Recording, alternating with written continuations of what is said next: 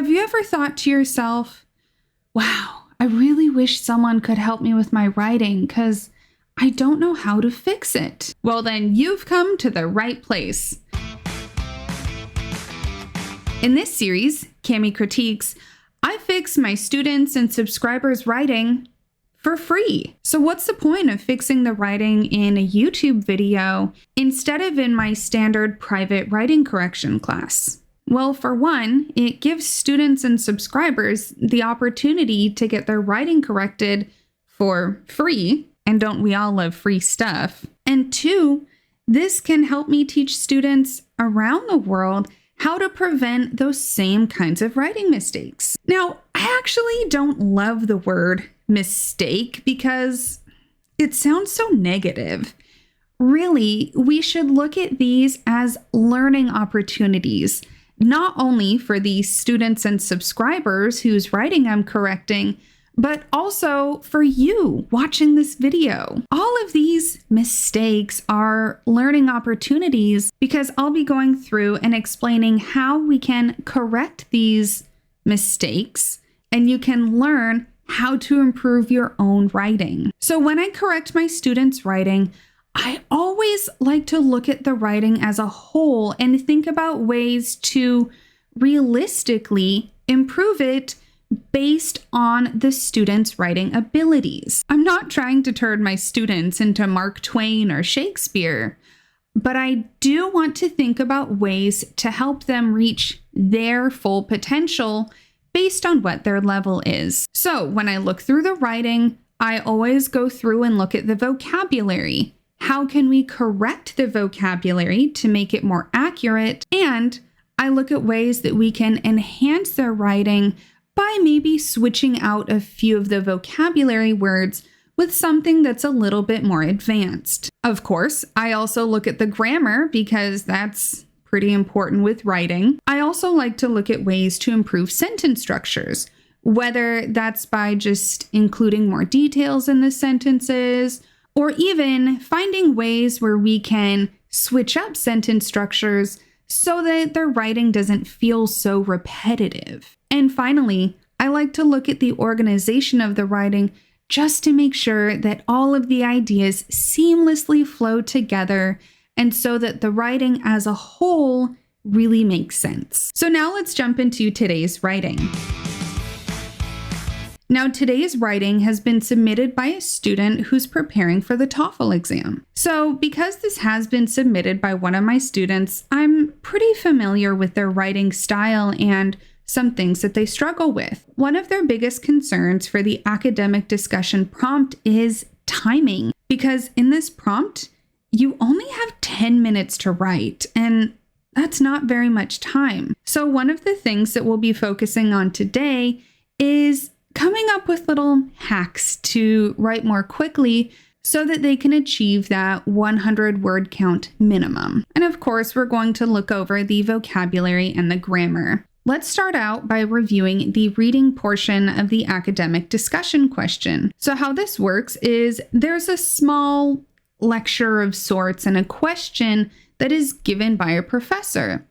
Then there are 2 student responses, and your task is to write your own response to the professor. Now, your response can include details from the other 2 students, or you can write a response that's just purely your own opinions. It really just depends on what you want to do.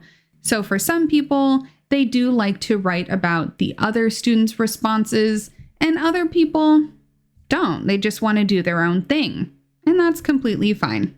It's up to you and your writing preferences. So let's quickly read this little lecture and prompt from the professor and then the student responses. This is also a good way to give you some listening practice. Dr. Achibe: when people are asked about the most important discoveries or inventions made in the last 200 years, they usually mention something very obvious, like the computer or the cell phone. But there are thousands of other discoveries or inventions that have had a huge impact on how we live today. What scientific discovery or technological invention from the last 200 years, other than computers and cell phones, would you choose as being important? Why? I like this question because everybody always gives the response of, oh, computers and cell phones are the most important invention. Come on, let's get creative.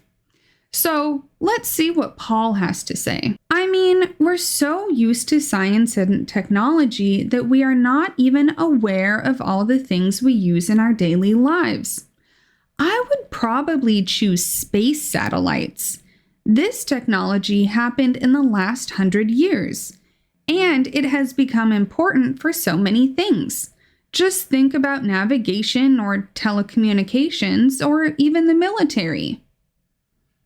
Yeah, that's a good idea, Paul. Space satellites are very convenient.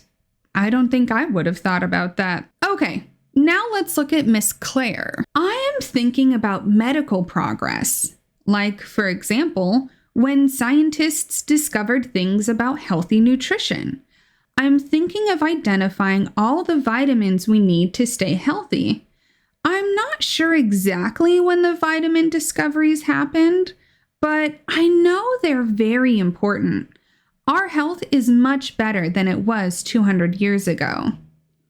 That's for sure. I wonder if Claire takes any vitamins. She seems like maybe she takes a vitamin C tablet or something every day. Okay, so let's look at the prompt. Your professor is teaching a class on technological inventions. Write a post responding to the professor's question. In your response, you should express and support your personal opinion and make a contribution to the discussion in your own words. An effective response will contain at least 100 words. You have 10 minutes to write. That's not very long, but we'll talk about how you can write it faster. So let's look at the key things in the question. So first, you have to support your personal opinion, meaning you have to give reasons and details. You cannot just say, I think this is the best invention. Why? And then the next really key point is this part. In your own words. I'm going to highlight that because that is something that a lot of students struggle with. They just copy word for word what some of the other responses are. And that is not going to help you get a good score on this. Now's the time you've all been waiting for. Let's get to editing. Let's read this out loud. While I appreciate the points mentioned by both Paul and Claire, I think that a discovery that has influenced people's lives the most is AI.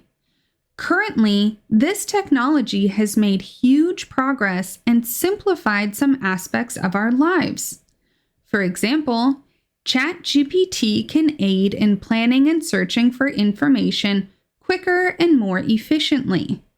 Remember that overuse of AI tools can worsen skills or decrease the ability of independent thinking. So it is crucial not to ask for AI help every time people meet difficulties.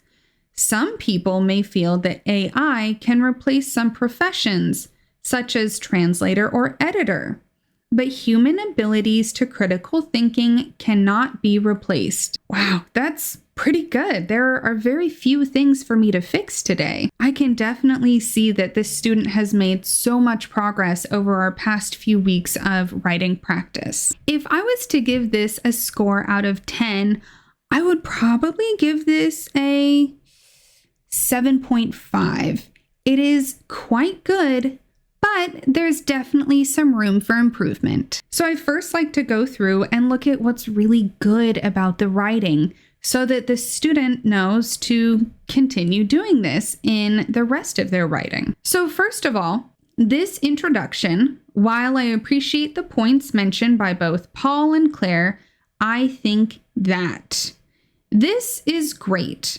When you are doing your academic discussion answer, this is a really nice way for you to introduce your idea. So this student is choosing to not directly discuss what Paul and Claire think, but they are showing that they understand what Paul and Claire are saying. So this kind of phrase, you can use it as like a template in your own writing. The next thing that the student did well was to very clearly state what their opinion is. This is something that I find a lot of students kind of struggle with. They aren't very clear from the get-go about what they're going to write about. It might seem a little bit vague or wishy-washy. Here, the student isn't using a phrase like a discovery that has somewhat influenced people's lives or that has kind of influenced people's lives. They're using a very straightforward statement. I like to call these the hell yeah statement. Like, it has influenced. It is definite. So this is the kind of phrase that I want you to use in your academic discussion writing. Another thing that the student does quite well is using transitional phrases like currently and for example. Now, there is room for putting more transitional phrases, but we'll talk about that later. So another thing that I really appreciate in this writing is that there's a variety of sentence structures. These two sentences do have similar structures. We have the transitional word or phrase and then the sentence.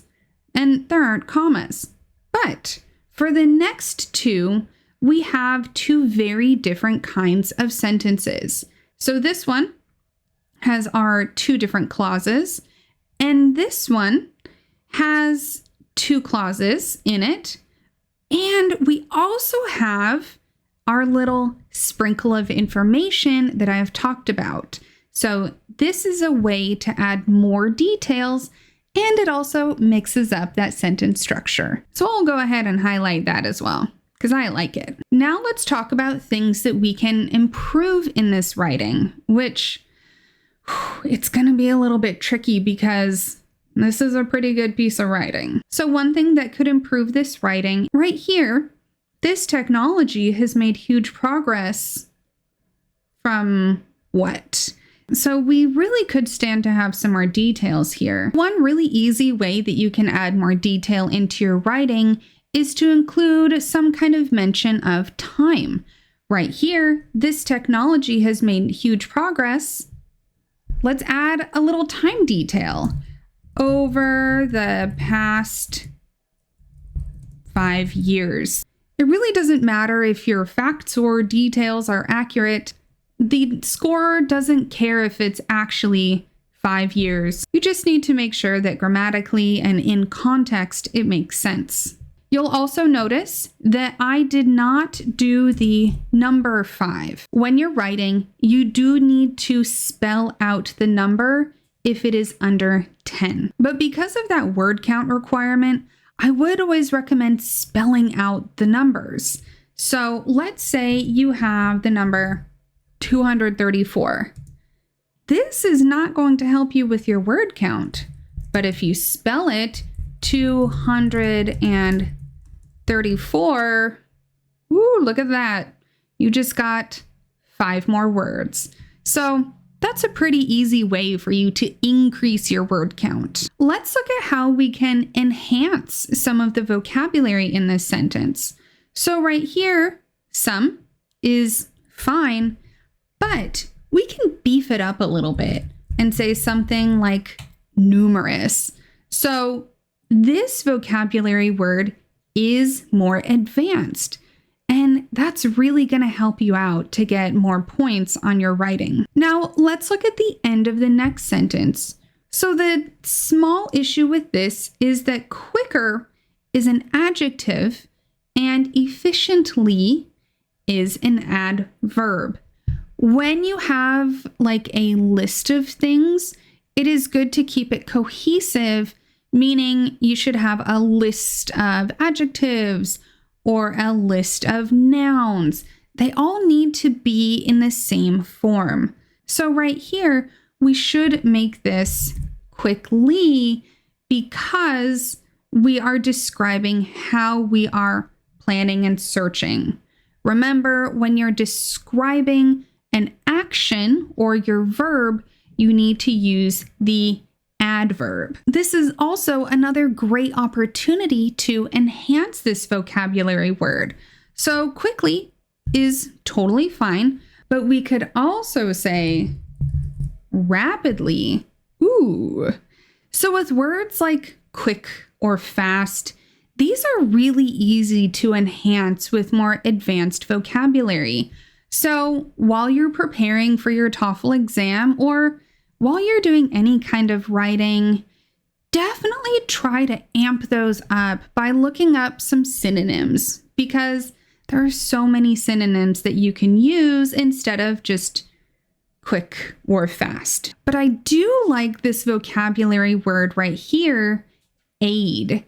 It's definitely more advanced than simply saying help. So that's another great thing that I like in this writing. So in the next sentence, I do like the organization of it, but I want to take out this word that and put a comma here instead. So the reason that I want to take it out is if this sentence says, remember the overuse of da da da da da, this is almost like telling you, oh, remember when? Or telling you to remember a story. But if we do remember, comma, it makes it a little more like a warning. It feels more serious. So we're going to put remember, and that comma is key. Remember, overuse, good vocabulary word, of AI tools can worsen skills or decrease the ability of independent thinking. So here, instead of the ability of independent thinking, I want to say the ability to independently think.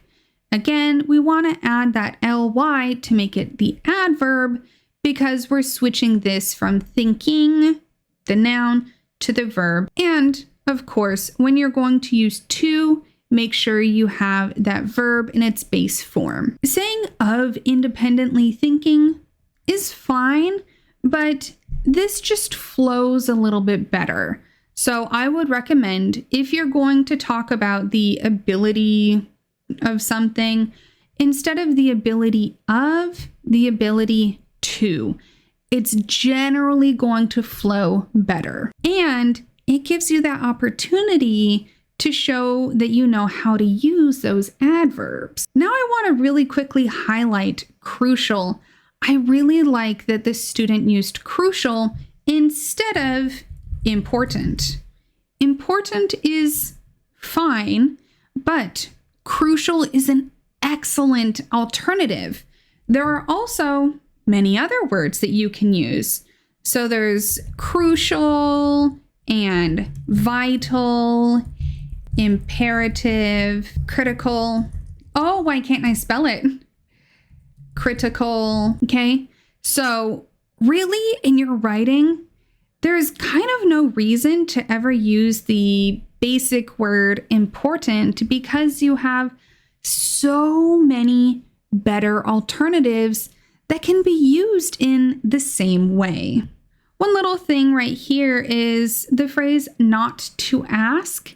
It's fine, but it doesn't always flow very well. So I would generally recommend putting your not right before that verb. So instead of not to ask, to not ask. Writing it this way will always help it flow. Whereas if you say not to verb, it might not flow as well. Now, right here, we have to not ask for AI help.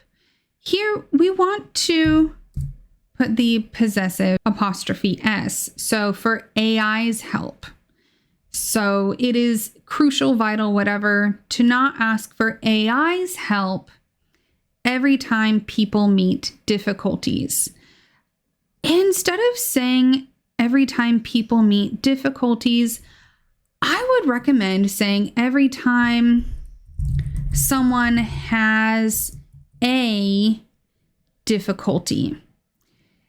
using meet can be fine, but it doesn't always work if we're talking about a difficulty. So while in conversation or in more literary writing, there are times when it is appropriate, but when you're doing this really quick writing for your exams, now is not the time to try something different. So with a word like difficulty, I would just recommend using that to have verb because it will always work, whereas meet sometimes doesn't work or doesn't flow as well.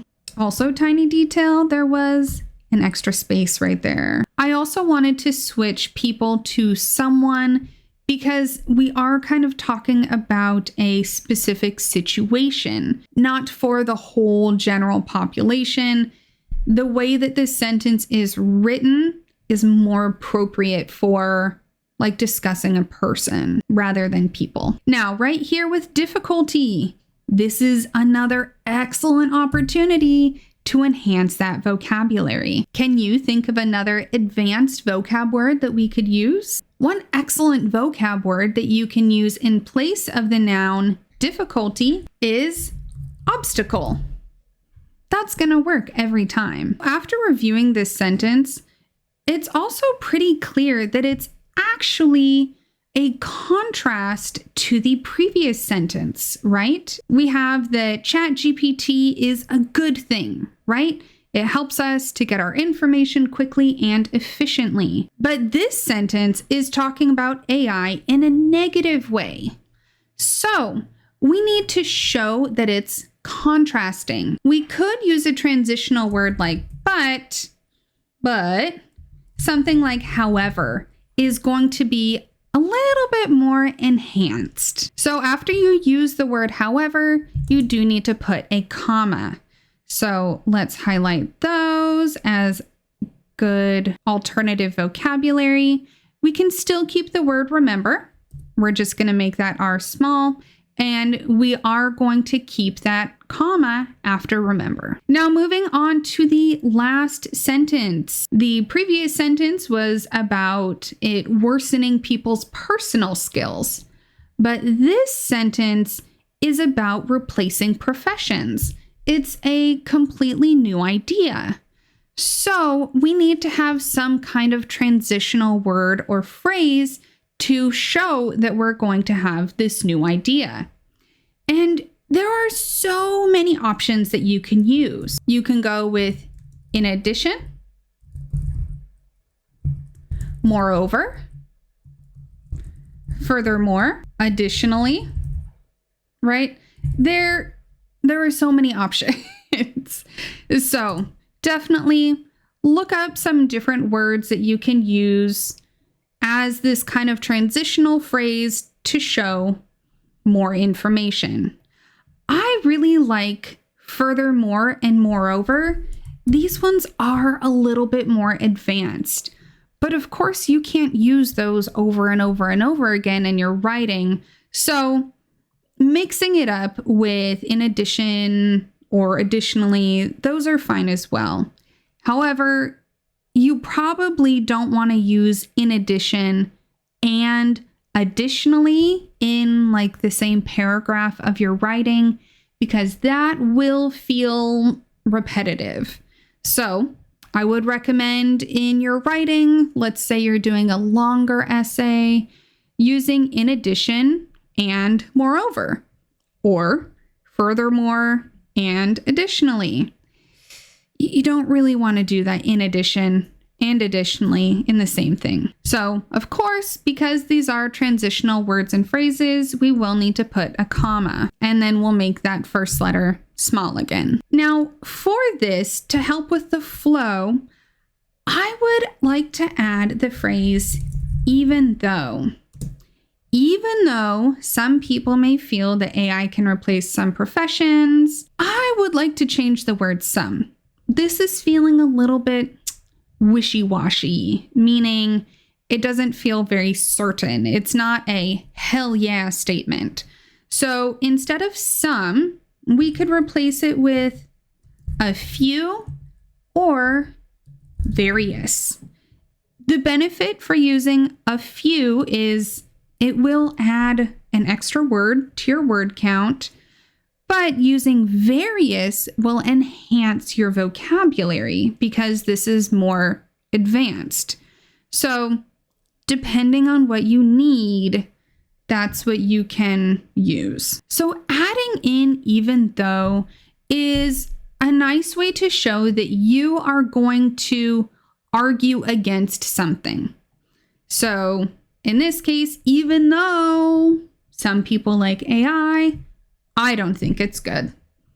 So it's a nice way, again, get that word count, and it shows that you are going to contrast a common belief or someone else's opinion. Here, let's add S, such as translators or editors, because when talking about the professions, this is kind of like talking about individuals. So we do want to put an S, such as translators or editors, because there isn't one translator for the entire world and one editor for the entire world.